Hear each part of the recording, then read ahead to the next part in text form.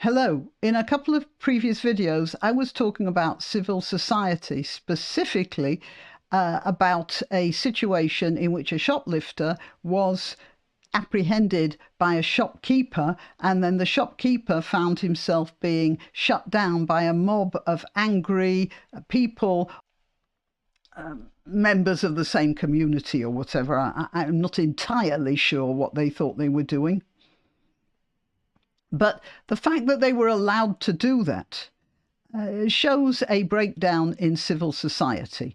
And then a few months ago, a teacher at a school was talking about freedom of speech, and then a mob of angry Muslims got annoyed, and I'm specifically saying Muslims because they were annoyed about what had been said or implied or discussed or whatever about Muhammad. Notice I do not refer to the Prophet Muhammad. I might say the Muslim Prophet Muhammad, but he is not the Prophet Muhammad as far as I am concerned. He isn't a prophet. Right, so now we've got that clear, and I've probably got myself into a lot of trouble as well with YouTube. Maybe I won't monetize this. I'll give it a try, but if they raise an objection, I'll just demonetize it. Okay, so I was talking about the breakdown of civil society. Floods come in various forms. I think Jordan Peterson spoke a lot about the flood as well, and he pointed out that the biblical flood in Exodus is put down to God's displeasure with people for losing their civil societies, for ditching their civil societies, for not keeping to morality. And I'm Grannyopteryx, interrupting myself to tell you that I'm on YouTube, Rumble, BitChute and Minds. I'm also on Twitter and Gab. All the links are in the description, including links to donation sites. I always appreciate donations, but you don't need to donate. What you do need to do is click that like button to share the video and to subscribe. And if you're on YouTube, remember, also click that bell, the notification bell, so you know when you've got new uploads from me. Okay, back to the Wadi. Now I'm going to be talking about Wadi Derna, simply because this is a terrible tragedy. The people who were swept away by that flood, they probably had no way of dealing with the cracks in the dam. On the other hand, they were part of a society that had broken down so badly that those cracks couldn't be repaired. I shall explain to you quickly why that flood happened. So let's just get the map here. You see, this is Libya, and here are the mountains, and here's the town, and here's where the river drains. Now, this area gets a lot of water. Unfortunately, it all comes at the same time. And it could be a paradise there. I think there's probably enough water coming from this area up here in the mountains to give everyone, man, woman and child in this shanty town at the bottom, a bath every day. And enough water to mix enough cement to build decent buildings. Or enough water to make them self-sufficient in grain. But the society is so volatile and so disorganized that none of this is happening. At some point in the past, I'm assuming under the command of Gaddafi, who was the dictator who at least kept the place together, there were 2 dams built. One was right at the top, so it would have been around here. I don't know exactly where. And then further down here, just outside the city, there was another dam. And the water was held back that way. I have to explain what a wadi is.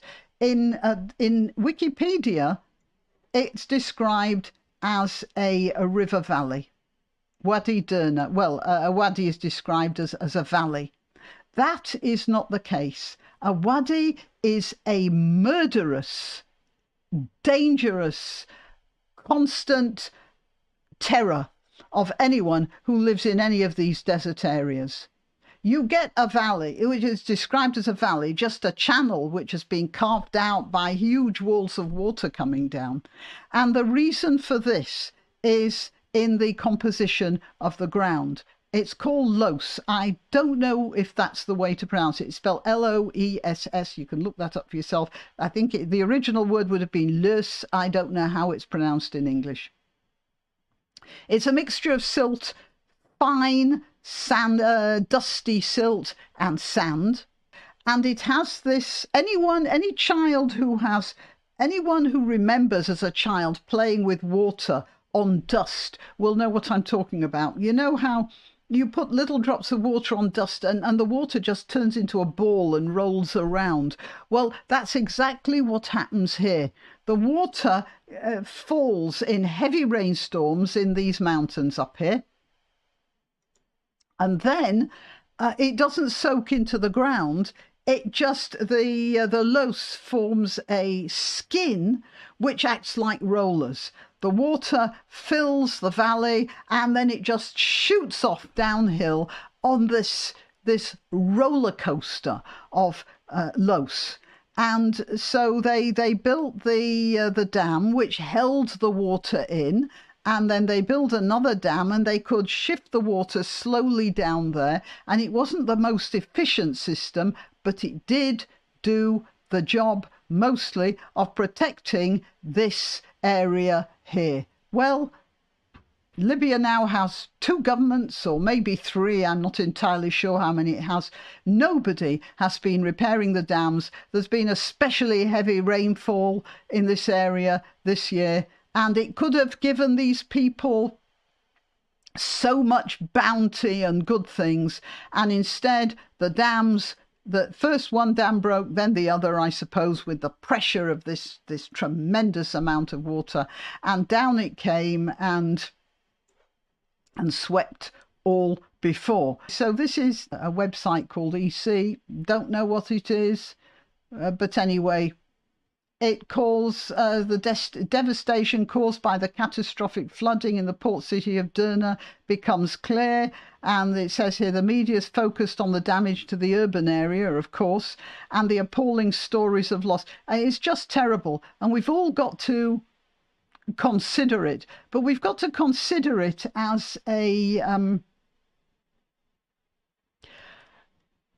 story for our time, not just as this awful, terrible, murderous thing that happened to the people of this area of Libya.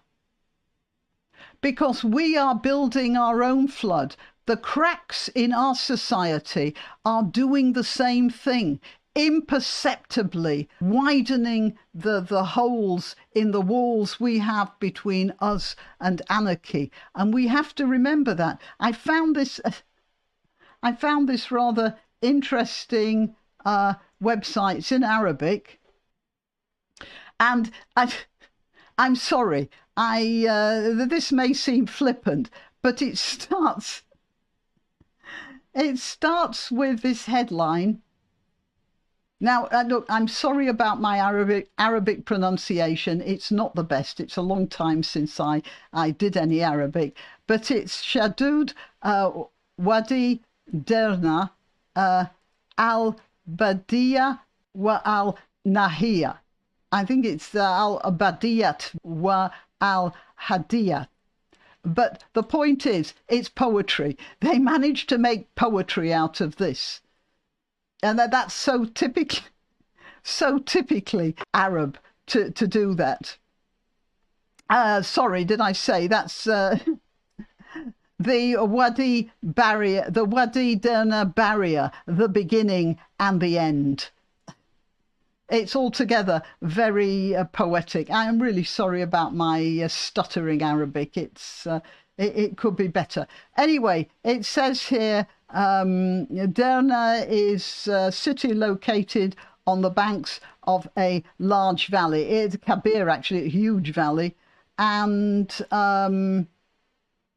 they refer to it as a valley. And as I say, this is not a valley. A wadi is not a valley. A wadi is a a horrible hole in the ground, and you could be walking on it 1 minute thinking you're absolutely safe, and the next thing, a wall of water 30 feet high is engulfing you, as quick as that. And as a matter of fact, just thought of it now, the valley of the shadow of death, which is mentioned in one of the Psalms in the Bible, 21, isn't it? I could be wrong there. The valley of the shadow of death might be that David was thinking of that sort of thing. You're walking along this threatening valley, and any minute now this wall of water could come at you, and you wouldn't know, and you've got no choice, because a wadi is often the only place where you can get between various difficult hills and crags and rock formations formed out of the wind and the sand blasting everything in the area into weird and dangerous craggy shapes. So wadis are frequently the only place you can go. And then you're stuck when the water arrives, and it's not a joke. You might hear the rumbling a bit and be quite, jolly about it, especially if you're a tourist, and the next minute you're drowned. And they say here that it's never been seen before in the city throughout its history. The city landscape's changed, and today it says the city is without protection from any other flood, even a minor one. Yeah, because now the water's just going to come down that valley. Of course, it probably won't be quite as devastating because it won't be coming all at once in the same way, but it can be pretty bad anyway. Then this last paragraph, they talk about when you manage nature, you're always in for trouble. And that again is somewhat of an Arabic idea, kismet, that sort of thing. You've got to try and work with nature and nature's reality rather than trying to fight nature. Well, any dam is fighting nature, and you can't always allow nature to have its way.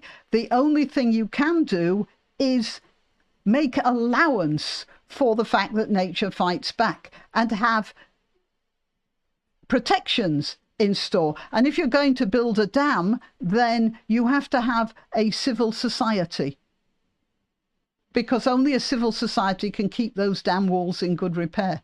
That sounds like I'm swearing. No, I'm not. And again, back to that shopkeeper. The civil society we have is held from turning into a flood of anarchy by our legal system and our police. And there are cracks there. And unless we get up the social organisation to repair those cracks, we are in for a flood of the same type. Might not look quite as watery, but it will be nevertheless just as dangerous. Okay, till next time. Why not treat yourself or a favoured relative or friend to these magnificent examples of merch? The mugs and t-shirts come in the Graniopteryx design or Granbo with a firearm or the more deadly knitting needles. Go to www.graniopteryx.com, and whatever platform you're watching this on, please click like, subscribe and share.